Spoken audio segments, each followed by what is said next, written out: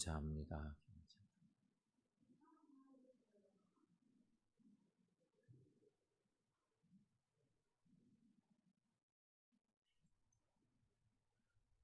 배 한 척이 폭풍우를 만나서 바다 한가운데 조난을 당했습니다. 그런데 날이 자꾸만 어두워져 갑니다. 어둠은 두려움이죠.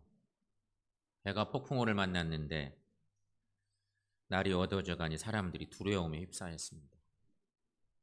자꾸만 어둠이 짙어져 갑니다. 배는 어떻게 종잡을 수가 없습니다. 그때 누군가가 더 어두워지기 전에 불을 좀 켭시다. 그렇게 막 소리 질렀습니다. 그래서 어찌어찌 하다가 비상등을 킬 수 있었습니다. 사람들은 조금 평안해졌습니다. 아, 이제 살겠구나. 살만하구나 싶었습니다. 그런데 바다 한가운데 폭풍우를 만난 배가 어디로 가야 될지를 모르겠는 거예요. 방향을 잃어버렸어요. 배를 노를 저 가긴 하는데 어디로 가야 될지를 모르겠어요. 그래서 결국 또다시 사람들 마음속에 두려움이 자리 잡기 시작했습니다. 어떻게 할 방법이 없어요. 그런데 그때 어떤 사람이 또 소리를 지릅니다. 불을 좀 끕시다. 불을 좀 끄자고. 저 켜둔 저 등을 좀 끕시다. 소리를 지릅니다. 사람들의 반응은 어두워 죽겠는데 무슨 불을 끄냐고 막 반대가 발발했습니다. 하지만 불을 끄자 제안한 사람이 억지로 가서 불을 껐습니다. 배 안이 조금은 조용해지고 조금은 안정적인 것 같았습니다. 여전히 배는 요동을 치고 그러는데 사람들이 아무 얘기가 없었습니다. 그때 누군가가 또 소리를 질렀습니다. 불빛이 보인다. 육지에 불빛이 보인다. 아, 우리 살았구나. 소리를 질렀습니다. 등불 때문에 보이지 않았던 육지의 희미한 불빛이 주위가 어두워지니까 다시 보이기 시작한 거죠. 여러분, 인생의 위기를 만났을 때 여러분들은 어떻게 위기를 극복하십니까? 우리가 이 이야기를 통해서 교훈받는 얘기는 위기 때에는요, 잠시 등불을 꺼보는 지혜가 필요하다 하는 것입니다. 어떤 불을 꺼야 될까? 인생의 위기 때 어떤 불을 꺼야 될까? 내 고집의 등불, 내 욕심의 등불, 혹은 내 지식의 등불을 잠시 끄면 해결점이 보일 수 있다는 것입니다. 여러분, 위기라는 말 잘 아시죠? 그 말을 다시 한번 정리해 볼까요? 위기라고 하는 말은 한문으로는 위태할 위, 틀기라고 그렇게 뜻을 갖고 있습니다. 그런데 여기서 기라고 하는 말은 기회에 쓰이는 바로 그 기가 똑같은 기. 위기, 기회.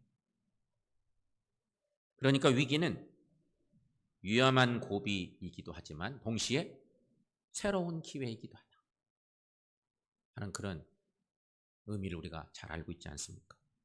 웹스터 사전에서는 위기를 터닝 포인트라고, 전환점이라고 해석해 내기도 합니다.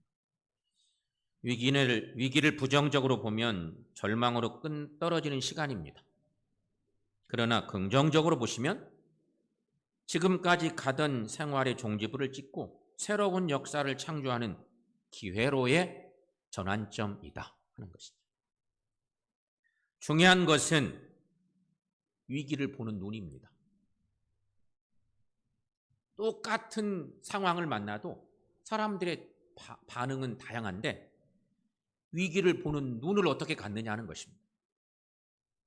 위기를 부정적으로 보는 사람에게는 그냥 위기입니다. 절망이고 위기이죠. 그러나 긍정적으로 받아들이는 사람에게는 위기가 기회가 됩니다. 그런데 하나님을 믿는 우리에게 가장 무서운 위기가 있다면요, 그 위기는 영적인 위기입니다. 영적인 위기. 문제는 이 영적 위기를 어떻게 극복하느냐에 따라서 신앙의 승리를 하느냐 실패를 하느냐 가늠하게 된다는 것입니다. 영적 위기. 오늘 우리는 이 영적 위기에 대한 부분들을 붙들고 갈 겁니다. 다윗은 사울 왕을 피해서 약 10년 동안 도피 생활을 합니다. 여러분 보시는 저 지도가 여러분의 이해를 도울 수 있는 다윗의 10년 도피 생활을 다 한 장의 지도에 담기는 어렵지만 굵직굵직한 사건들은 저렇게 이동하면서 다윗이 목숨을 유지하기 위해서 수도 없이 피난 다니고 도피 생활을 하죠. 사무엘상 27장에 가보면 다윗이 국내에서 막 도망 다니는 세월도 있지만 국내에서 도저히 도망할 수 없어. 그러니까 나중에는 27장쯤에 가보면 다윗이 사울 왕을 피해서 결국 블레셋으로 망명을 하는 상황까지 발생을 하죠. 다윗이 블레셋으로 망명할 때 그때 600여 명의 사람들이 다윗을 따라갑니다. 성경 말씀. 자기 식구들도 가까운 사람들이 다윗을 따라가죠. 다윗의 또 병사들도 있으니까 600명이면 상당한 숫자입니다. 위기를 만난 다윗이 600여 명의 식솔들을 거느리고 자기 식구들을 거느리고 블레셋으로 망명을 합니다. 여러분, 블레셋 땅은 이스라엘 역사에 오랫동안 이스라엘을 괴롭힌 안 좋은 나라죠. 해적의 나라예요, 쉽게 말하면. 블레셋 땅은 하나님이 원치 않는 곳입니다. 그런데 다윗은 도망 다니다가 너무 힘드니까 결국 자기 주관대로 블레셋 땅에 망명했습니다. 블레셋에 가서 더 기가 막힌 일들이 생깁니다. 블레셋 왕에게 신임을 받아야 돼요. 다윗이. 병사들도 이끌고 왔죠. 가족들도 데려왔죠. 망명했지만 믿지 않을 수 있잖아요. 왕이. 이놈이 딴 생각하면 어떻게 돼? 이런 생각하지 않겠어요. 그래서 왕이 불안해. 왕의 마음을 사야 돼. 왕의 신임을 얻어야 되는 거예요. 그래서 결국 다윗은 블레셋이 이스라엘과 전쟁을 하는데 블레셋 병사들과 함께 전쟁에 나갑니다. 내가 이렇게 망명을 한 것은 우리나라 내가 완전히 싫습니다. 이스라엘군과 내가 싸울 마음이 있습니다. 이런 마음을 보여줘야 되는 거죠. 그래서 전쟁에 나갑니다. 전쟁에 나가는데 출정을 했는데 블레셋 장수들이 반대합니다. 다윗과 그 일행들 우리와 전쟁 같이 가면 안 됩니다. 전쟁에 출정을 했는데 반대가 벌어진 거죠. 복잡합니다. 결국 그래서 다윗 일행은 전쟁에 나갔다가 다시 회군에 오는 거죠. 그런 상황이 성경 말씀에 있습니다. 그래 결국 시글락 성으로 시글락이라고 하는 곳으로 돌아오는 오늘 본문 1절 말씀이 그 상황부터 시작되는 본문의 말씀입니다. 돌아와 보니까 그렇게 해서 돌아왔는데 돌아와 보니 더 기가 막힌 일이 벌어졌습니다. 기껏 돌아와 보니까 블레셋 그 시글락 성에 있는 자기 백성들과 가족들이 군인들이 아닌 나머지 건강한 사람들이 다 붙들려 간 거예요. 성이 포보를 당한 거지. 결국은 이때 심정을 성경은 이렇게 증거하고 있습니다. 4절 말씀에 보면 다윗과 그와 함께한 백성이 울 기력이 없도록 소리를 높여 울었더라.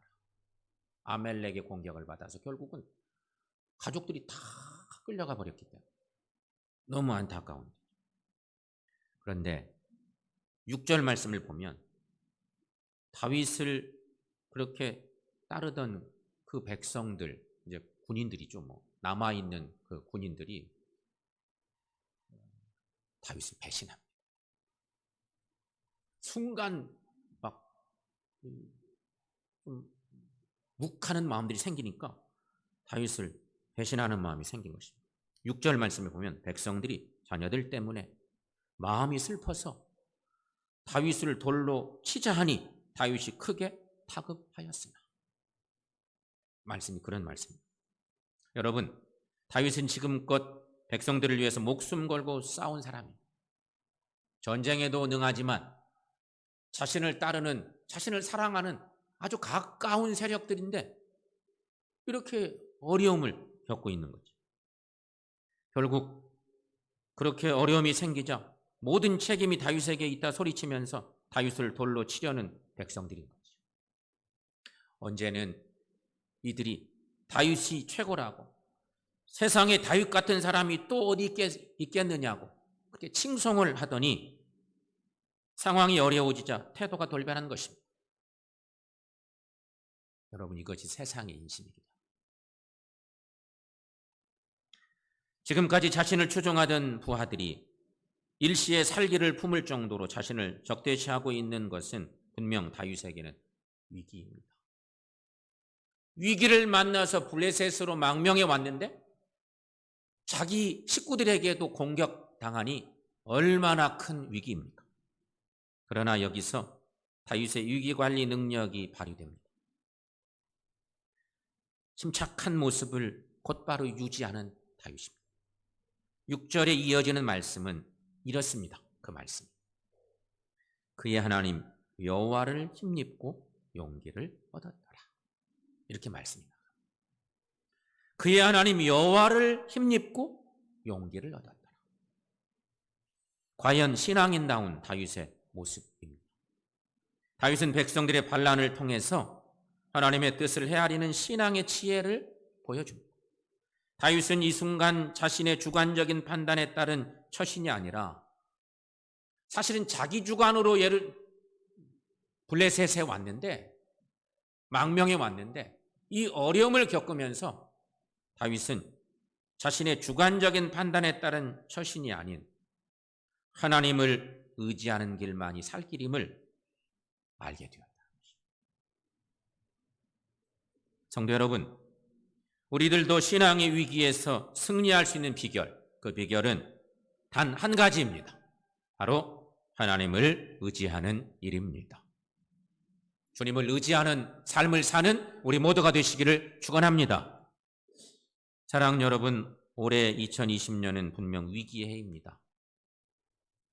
그동안 한 번도 경험해 보지 못한 위기입니다. 100년에 한 번 올까 말까 할 이 엄청난 위기, 바이러스라는 공격을 받은 올 한 해, 사회 모든 분야가 위기입니다. 이런 총체적 위기가 영적 위기까지 몰아가고 있는 것이 현실입니다. 이 어려운 때 또 장마는 왜 이리 긴지, 사상 유례 없는 긴 장마 기간을 또 보내면서 농사 짓는 분들은 너무 많은 어려움을 겪고 있는 것이 사실입니다. 그렇다면 여러분, 이 총체적 위기가 영적 위기를 부르고 있는 이 시기에 이 위기를 어떻게 극복할 수 있을까 하는 것입니다. 이 어려움을 어떻게 극복할 수 있을까? 성경을 우리가 볼 필요가 있는데요. 성경 말씀 보시면 우리 예수님께서도 큰 위기를 맞이하셨습니다. 우리 주님 예수님도 위기를 경험하십니다. 예수님께서 십자가의 위기를 경험하십니다.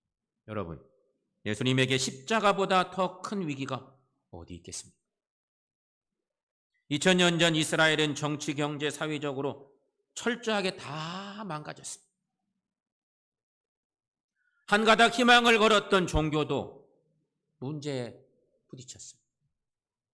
다 무너져도 종교만큼은 괜찮은가 싶었는데 예수님 당시 대제사장 가야바는 결국 총독 빌라도의 힘을 빌어서 예수님을 십자가에 못 박도록 내주는 일을 하죠. 그야말로 총체적 위기입니다. 이런 위기 상황에 예수님께서는 제자들에게 말씀하십니다. 마가복음 14장 말씀, 겟세마네 동산에 있었던 그 이야기를 우리가 잘 알죠. 주님은 제자들에게 세 가지를 명령하십니다. 깨어 있으라, 기도하라, 함께 가자. 그 동산에서 있었던 주님의 말씀입니다. 깨어 있으라. 첫째는 깨어 있으라는 것입니다. 정신 차리라는 얘기입니다. 쉽게 말하면. 세상이 흔들립니다. 제자들도 흔들리는데 육체적 피곤함이 많습니다. 그럴수록 정신을 똑바로 차려야 합니다. 하지만 제자들은 그렇지 못했습니다. 그러나 예수님은 이후에 십자가에 돌아가실 때 병사들이 해면에 신 포도주를 적신 것을 먹이려 할 때에 이를 거부하십니다. 독주를 마시고 차라리 정신을 잃으면 고통도 아픔도 느끼지 못할 수도 있습니다. 마약 같은 것입니다. 쉽게 말하면. 하지만 주님은 이것을 거부하시며 십자가를 감당하십니다. 예수님께서 왜 제자들에게 깨어 있으라, 정신 차리라고 하셨는지 생각해 볼 대목이라는 것입니다. 사랑하는 여러분, 영적으로 깨어 있으시기를 축원합니다. 두 번째, 주님은 말씀하십니다. 기도하라. 기도는 성도라면 언제든지 해야 할 영적 의무의 모습이죠. 특히 위기 때는 하나님과 바른 관계로 영적 위기를 극복해야 합니다. 따라서 주님은 제자들에게 기도하라 말씀하신 것입니다. 기도하라는 주님의 말씀은 위기 때에는 하나님께 기도하는 일이 최우선이 돼야 된다고 하는 그런 말씀이죠. 여러분, 위기는 때로 우리를 기도하는 사람으로 만들기 위해 있습니다. 위기 때는 기도해야 맞습니다. 혹 무엇이 불만이든지 상관없습니다. 사람에게 불만이 있으시든지 교회에 불만이 있든지 상관없습니다. 중요한 것은 하나님과의 관계입니다. 하나님과.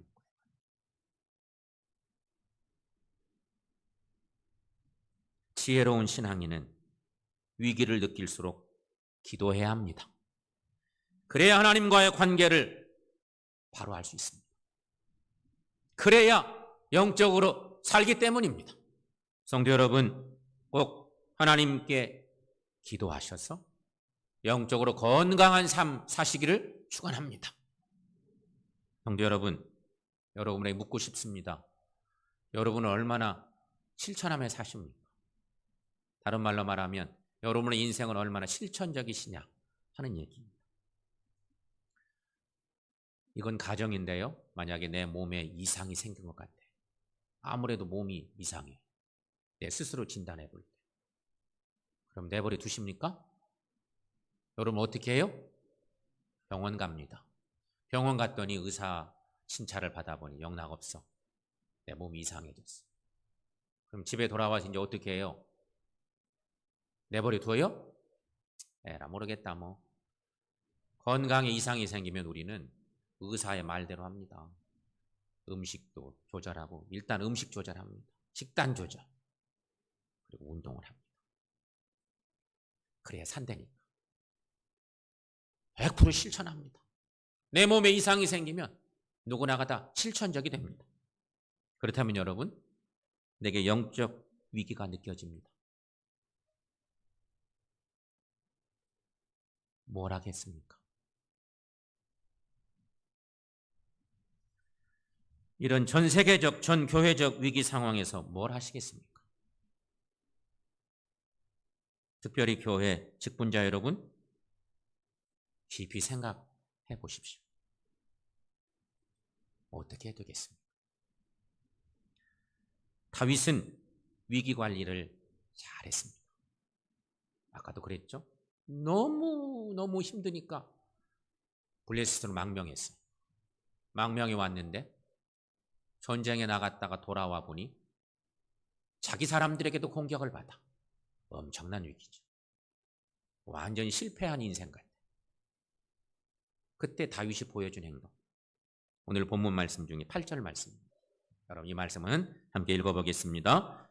다윗이 여호와께 묻자와 이르되 내가 이 군대를 추격하면 따라잡겠나이까 하니 여호와께서 그에게 대답하시되 그를 쫓아가라. 내가 반드시 따라잡고 도로 찾으리라. 아멘. 여기서 주목할 말씀은 다윗이 여호와께 묻자와 이르되. 여러분, 이런 위기적 상황 만나면 다윗이 참 신실한 하나님의 사람이었지만 정신 차리기가 쉽지 않을 거예요. 성경은 이렇게 증거하고 있어요. 이게 무슨 얘기예요? 다윗이 하나님께 기도하면서 위기를 극복했다는 것입니다. 무슨 일이 생길 때마다 하나님께 기도할 줄 알았던 다윗. 다윗은 늘 하나님께 기도함으로 승리하는 삶을 살았던 것입니다. 요즘 우리 교회에도 신앙의 위기가 온 사람들이 있습니다. 그런데도 예배 참여가 어렵고 기도하는 일은 더더욱 잘 안 되는 그런 모습에 놀랍기도 합니다. 어느 권사님 그런 말씀하시더라고요. 병원 갈 건강만 있으면 예배 참여해야 된다고 생각합니다.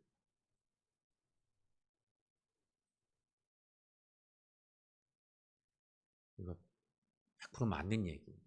내가 병원에 걸어서 병원 갈 만큼 몸 상태가 되면 사실은 주님 앞에 나와 예배 드리는 것이 맞아. 그렇게 살아야만 하는 거예요. 여러분, 우리 신앙생활의 태도를 바꿀 필요가 있습니다. 왜 위기를 자초하고 있습니까? 우리의 신앙을 돌아봅니다.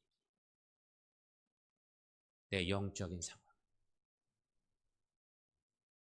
겟세마네 동산의 제자들은 다 피곤해하며 잠만 자고 있었습니다. 우리 성경을 통해서 너무 잘 아는 이 사건. 특별히 예수님 사랑하는 세 제자들, 주님 가까이까지도 갔는데 여전히 이 세 제자들도 잠자고 있었습니다. 깨어있지 못했습니다. 그리고 할 말이 많습니다. 이런 일 때문에 예배 참여 어렵다. 이런 일 때문에 깨어있을 수가 없었다. 자기 합리화를 하는 것입니다. 하지만 예수님은 임박한 고난을 미리 아셨습니다. 하나님의 뜻을 아신 것입니다. 그래서 주님은 하나님 앞에 이렇게 기도하죠. 나의 원대로 마시옵고 아버지의 원대로 하옵소서. 우리의 기도가 어떤 기도가 돼야 되는지를 정확하게 알려주신 그 유명한 주님의 고백. 예수님은 십자가 지는 것이 아버지의 뜻임을 아셨습니다. 그래서 하나님께 맡긴 것입니다. 이때 예수님은 제자들에게 오셔서 마지막으로 동산에서 말씀하시죠. 일어나라, 함께 가자. 주님이 하신 말씀입니다. 그래서 고통스럽지만 즐거운 마음으로 주님은 십자가를 지십니다. 이것이 예수님께서 보여주신 영적 위기를 극복하는 신앙인의 모습인 것입니다. 사랑하는 성도 여러분, 여러분의 신앙의 삶을 생각해 보십시오. 여러분에게 아무런 위기가 없으십니까? 이 어려운 때 내 삶에는 변화가 없습니다. 전혀 위기를 모르겠습니다. 혹 그러시다면 평안을 주신 하나님의 은혜에 감사하시길 바랍니다. 안타깝게도 지금 영적 위기에 몰려있는 성도들이 계십니다. 여러 가지 말할 수 없는 위기적 상황을 만났어요. 온 세상이 위기인데 내 삶의 위기가 더 크게 찾아왔어요. 지금 영적 위기에 몰려 있으시다면 깨어서 정신 차리십시오. 그리고 시험에 들지 않도록 기도하십시오. 늘 하나님과 건강한 관계 맺도록 힘쓰십시오. 그것이 우리 할 일입니다. 사랑하는 성도 여러분, 다윗의 신앙의 모습, 아니 무엇보다도 예수님의 아름다운 신앙의 자취를 우리가 묵상하면서 위기 앞에서 하나님께 기도합시다. 위기를 만날 때면 더욱더 주님께 우리의 모든 것을 맡기고 기도하는 우리 모두가 되시기를 축원합니다. 그래서 다윗처럼 하나님께 구한 대로 응답받고 복 있는 삶을 살아가는 저 여러분들 모두가 될 수 있기를 주님의 이름으로 간절히 축원합니다.